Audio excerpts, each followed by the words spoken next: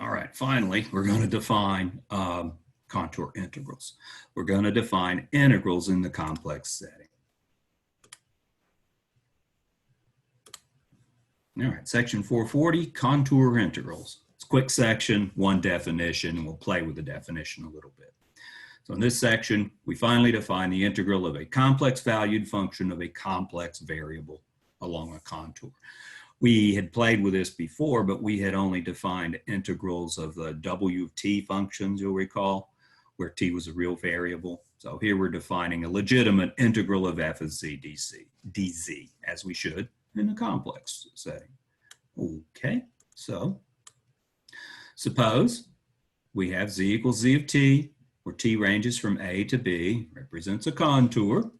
So we're integrating over contours. These are just little paths, quote unquote paths. That word has some meaning in some other settings, but little paths in the complex plane. We'll start z sub 1 at z of a. We'll end, say, z sub 2 at z of b. We won't use that notation in this, but we will commonly use that notation. Suppose that f of z of t is piecewise continuous as t ranges from a to b. Then the contour integral, sometimes called line integrals, which is a bit misleading because the contour needn't be straight. But line integral is a common term. I'll stick with contour integral. The contour integral of f along c is defined to be the integral over c, f of z dz equals the integral from a to b, f of z of t, z prime of t dt. Now, we've dealt in the past with complex valued functions of a real variable, which is exactly what this right-hand side is. T is a real variable. T ranges from real value A to real value B.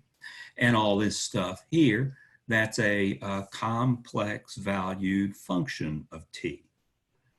So this really fits into the stuff we did a couple of sections ago when we integrated the W of T dt stuff. First little observation, this is a linear process. If we take a linear combination of two functions, f of z and g of z, over a contour c, satisfying the conditions in the definition, so we get z1 and z2 as coefficients here. If we'll integrate, express this, let's see, we take this integrand and translate it into an expression involving the z of t's and the z prime of t's, and then deal with linearity from that setting that we have from above. We'd find that ultimately, the integral behaves as a linear process. Integral of a linear combination is a linear combination of the integrals. One passing remark, we'll only look at definite integrals. There won't be any indefinite integrals. I mean, we'll touch on antiderivatives, I suspect, and evaluating these eventually. Not for a while still, but we'll deal exclusively, at least initially, with definite integrals. That is, integrals about a contour C. Okay, note 4.40.b. Suppose C is given by z of t. T ranges from a to b. We're going to define negative c to be z of negative t, where t ranges from negative b to negative a. So what you're getting here is the exact same points, but you're getting them in the opposite order. Before we started at one point and went to another, we started at z of a and went to z of b. This negative c starts at z of b and ends at z of a. So same collection of points, we've got a different orientation on it, if you like. One of the exercises in the book has you show ultimately that the integral over negative c of f of z dz is a negative of the integral over c of f of z dz. So the negative introduced up here pops out of that integral as a negative sign down there.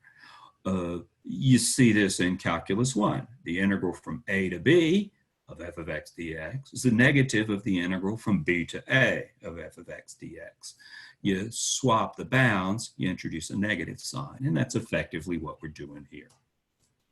If we were to expand this out, take the integral of negative c of f of z dz, Okay, so let's see that it be an integral from the beginning to the end of that contour. It begins at negative b and ends at negative a. So we'll pick those up as bounds on the integral.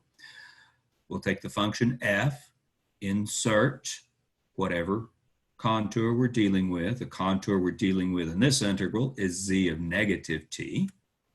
Okay, then we'll take the derivative of that input to the function, and then the dt, integral with respect to t. So we'll differentiate with respect to z, z of negative t. Okay. You know this is a contour. You know z of t and z of negative t are differentiable.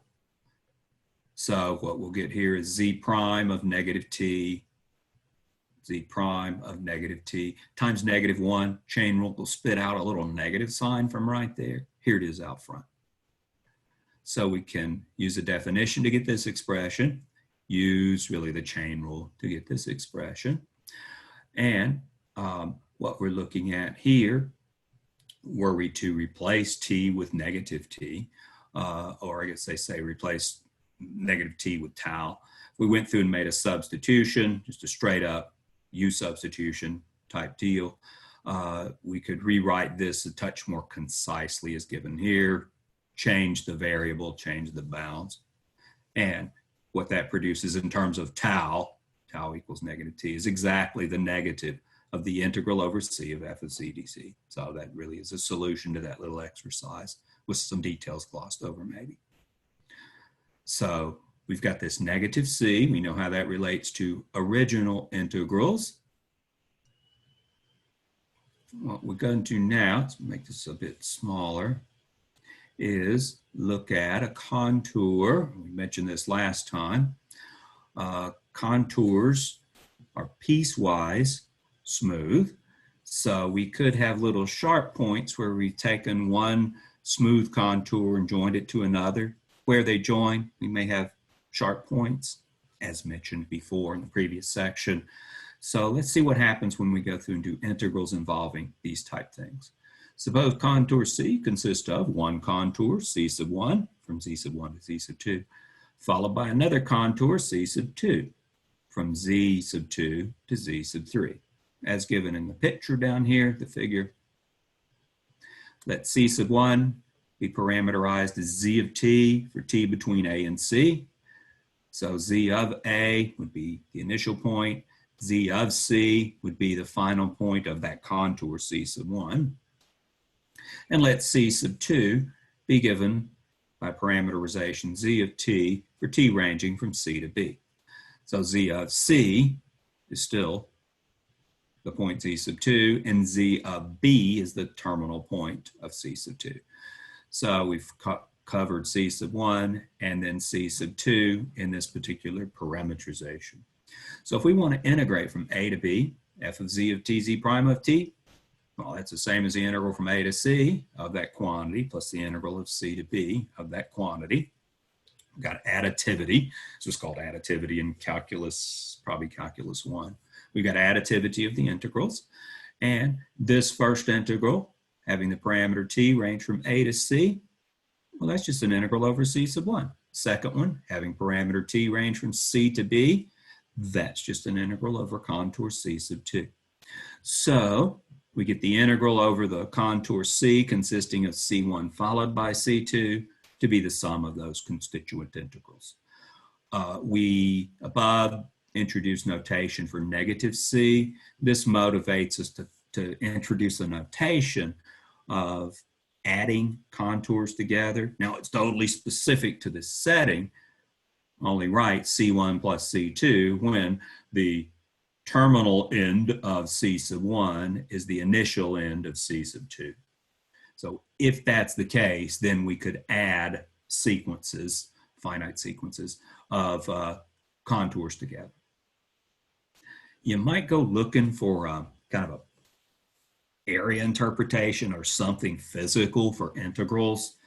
Well, Brown and Churchill, this is page 129, make the following statement. It ain't good news, really, for looking for something physical or geometric. Says definite integrals in calculus can be interpreted as areas, maybe as signed areas. And they have other interpretations as well. Antiderivatives in a sense, maybe. Except in special cases, no corresponding helpful interpretation, geometric or physical, is available for integrals in the complex plane. So I can't talk areas, antiderivatives and rates of change. I might be able to drag something out of that. But largely, the interpretations of integrals you have in Calculus 1, they ain't here. Now, we do have integrals defined over contours and all of this, and they will behave similar to functions of a real variable, as we'll show in the following stuff. And right here, here's some additivity stuff. We had some suggestions along the lines of a U substitution type thing. Here we've integrated backwards and introduced a negative sign.